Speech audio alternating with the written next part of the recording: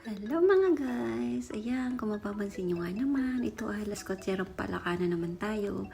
Naupo nga pala ako dyan sa lugar na yan at ayan, nalibang ako dyan sa mga matatanda dahil kumakanta sila tapos may mga sumasayaw talaga, nakakatuwa. At ito nga pala lugar na to ay nakaka-relax kasi maupo ka lang dyan, mahangin, malinis.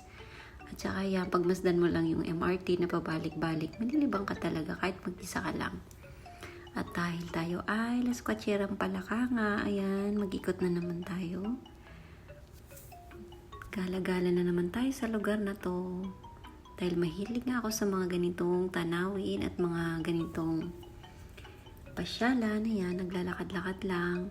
Tapos kung mapapansin nyo nga pala dyan kapag gabi, matutuwa ka kasi maraming may mga music, tapos yan, may mga nagpipainting ng mukha mo. Kung gusto mo talagang ipapaint yung mukha mo, pwede din dyan. Tapos yan, yung mga matatanda, nakakatawa kasi mga nagsasayaw-sayaw talaga sila. Malilibang ka talaga sa kanila pag pinagmasdan mo sila. Pwede ka nga rin palang mag-bike dyan. Yan, may mga U-bike. Kung gusto mo, magrenta ka. At maikot mo yung buong lugar na yan. Sa side nga pala niyan guys, meron din night market kung gusto mong mamasyal, at sa banda doon sa dulo meron ding dagat.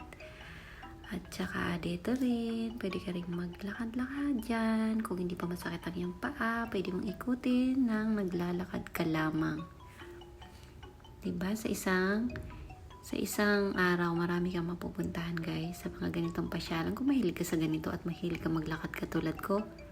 Dahil tayo ay Las Cotserang Palakanga, ayan, kung magugutom ka, marami kang mabibiling pagkain. Bumili nga pala ako dyan ng isang shake. Yan. At saka, pritong kamote. Yun lang guys. Salamat. Bye-bye.